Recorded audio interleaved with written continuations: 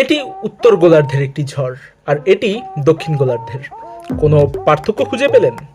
উত্তর গোলার্ধের ঘূর্ণি ঘড়ির কাঁটার বিপরীতে আর দক্ষিণ গোলার্ধের ঘূর্ণি ঘড়ির কাঁটার দিকে।